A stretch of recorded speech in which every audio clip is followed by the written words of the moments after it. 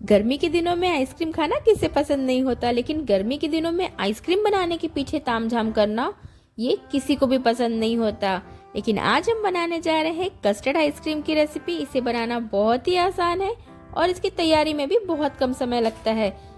और अगर आप ये कस्टर्ड आइसक्रीम फर्स्ट टाइम बना रहे हैं तो यकीन मानिए ये फर्स्ट टाइम में ही आइसक्रीम बिल्कुल परफेक्ट बनकर तैयार होगा और इसका टेस्ट भी बहुत ही टेस्टी है। आई होप आपको आज का वीडियो बहुत पसंद आने वाला है। सो हेलो फ्रेंड्स, मैं हूँ विजया वीएल किचन रेसिपी में आपका स्वागत करती हूँ। तो चलिए बनाना स्टार्ट करते हैं आज की मज़ेदार रेसिपी। तो इसके लिए मैंने लिया है एक कढ़ाई में 2 कप दूध। आप चाहे तो कोई सा भी दूध का यूज़ कर सकते हैं जो पैकेट में मिलता है ना, फुल क्रीम वाला मिल्क या फिर डब्बे में मिलने वाला अमूल मिल्क, आप कोई सा भी दूध का यूज़ कर सकते हैं। तो अब इस दूध को हम हाई फ्लेम पर एक उबाल आने तक पका लेंगे। और यहाँ पे जब तक दूध गर्म हो रहा है तब तक हम कस्टर्ड पाउडर की स्लरी बनाकर तैयार कर लेते हैं। तो हम एक बोल लेंगे और उसमें डालेंगे आधा कप नॉर्मल रूम टेम्परेचर पे रखा हुआ दूध और अब इसमें डालेंगे हम 2 चम्मच नॉर्मल कस्टर्ड पाउडर। ये नॉर्मल वेनिला फ्लेवर का कस्टर्ड पाउडर है। और अब इसमें जाएगा 4 चम्मच मिल्क पाउडर।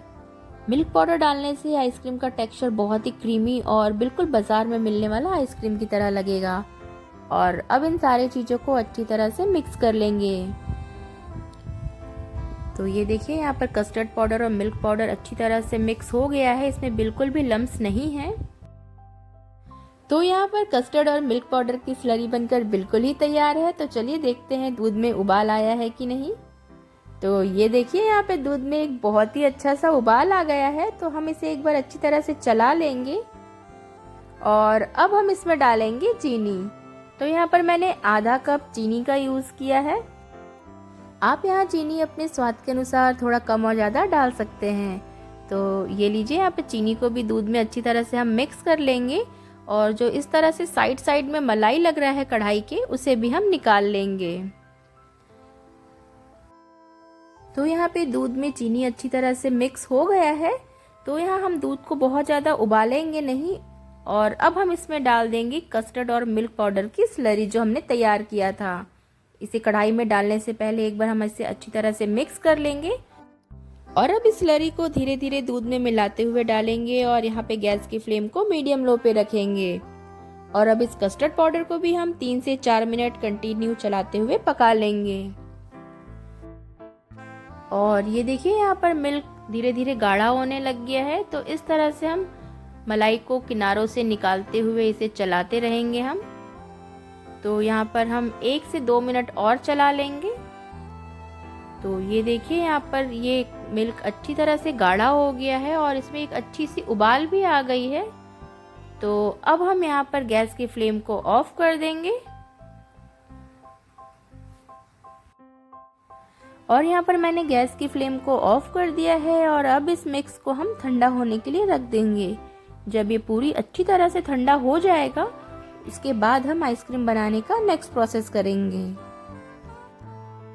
और ये देखिए, ये जो कस्टर्ड मिल्क है इस चम्मच के ऊपर अच्छी तरह से कोट हो जा रहा है। इसका मतलब है कि ये बहुत ही अच्छी तरह से बिल्कुल परफेक्ट बॉयल होकर तैयार हुआ है। और अब इस कस्टर्ड मिल्क को हमें रूम टेम्परेचर पर ही ठंडा करना है, फ्रिज में नहीं रखना है। तो ये देखिए यहाँ पर कस्टर्ड मिल्क अच्छी तरह से ठंडा हो गया है, ये और थिक हो गया है। तो चलिए अब हम एक ग्राइंडिंग जार लेकर के इसे हम मिक्स कर लेते हैं।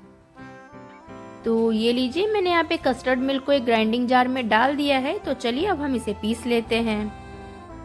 और ये देखिए, जो कस्टर्ड मिल्क बहुत थिक हो गया था अब फिर से एक लिक्विड फॉर्म में आ गया है। तो चलिए अब हम इसे जमाने के प्रोसेस में चलते हैं।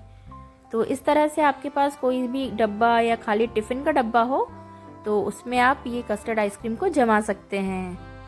तो चलिए अब हम इस टिफ़िन के डब्बे में सारे कस्टर्ड मिल्क को डाल देंगे और इसे 7 से 8 घंटे के लिए फ्रीजर में जमने के लिए रख देंगे। तो ये देखिए, यहाँ पर सारा कस्टर्ड मिल्क इस टिफ़िन के डब्बे में आ गया है। और अब हम इस टिफ़िन के डब्बे का ढक्कन लगा देंगे। अगर आपके पास ढक्कन नहीं है तो आप फॉइल पेपर का भी यूज़ कर सकते हैं। तो ये देखिए, इस तरह से मैंने इस टिफ़िन के डब्बे का ढक्कन लगा लिया है। अब इसे हम 7 से 8 घंटे के लिए फ्रीज़र में रख देंगे और अब हम मिलते हैं 7 से 8 घंटे के बाद। और यहाँ पे 7 से 8 घंटा हो गया है, तो चलिए देखते हैं कि हमारा कस्टर्ड आइसक्रीम कैसा बनकर तैयार हुआ है। ओह वाओ, आइसक्रीम तो बहुत ही अच्छी तरह से जम गया है। तो अब इस आइसक्रीम को हम इस डब्बे से बाहर निकालने से पहले 3 से 4 मिनट हम इसे रूम टेम्परेचर पर रहने देंगे। उसके बाद इस आइसक्रीम को हम इस टिफ़िन के डब्बे से बाहर निकालेंगे। तो ये लीजिए, यहाँ पर 3 से 4 मिनट हो गया है। तो अब हम इस डब्बे से इस आइसक्रीम को इस प्लेट में निकालेंगे। तो ये देखिए, थोड़ा सा प्रेस करते हुए ये आइसक्रीम डब्बे से आसानी से निकल जाएगा। तो ये लीजिए, यहाँ पर आइसक्रीम बहुत ही अच्छी तरह से निकल गया है और ये देखिए बिल्कुल परफेक्ट आइसक्रीम जमकर तैयार हो गया है।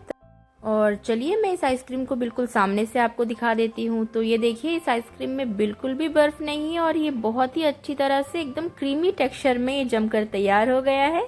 तो चलिए अब हम इसे कट कर लेते हैं। तो क्यों है ना, ये आइसक्रीम की रेसिपी बहुत इजी, बिना किचन में घंटों खड़े हुए, बिना किसी तामझाम के बहुत ही आसानी से बन गई ये रेसिपी। तो चलिए अब हम इस आइसक्रीम को थोड़ा सा और मज़ेदार बनाने के लिए ड्राई फ्रूट और केसर के कुछ धागों से इसकी गार्निशिंग कर लेते हैं।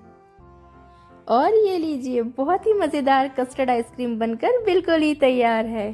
तो आप भी आज के इस कस्टर्ड आइसक्रीम की रेसिपी को ज़रूर ट्राई करें। और अगर आपको मेरी आज की रेसिपी पसंद आई हो तो मेरे वीडियो को लाइक और शेयर करना ना भूलें। और अगर आप मेरे चैनल पे नए हैं तो मेरे चैनल को सब्सक्राइब करके बेल आइकन को ज़रूर प्रेस कर ले। तो चलिए मिलते हैं एक नए वीडियो के साथ।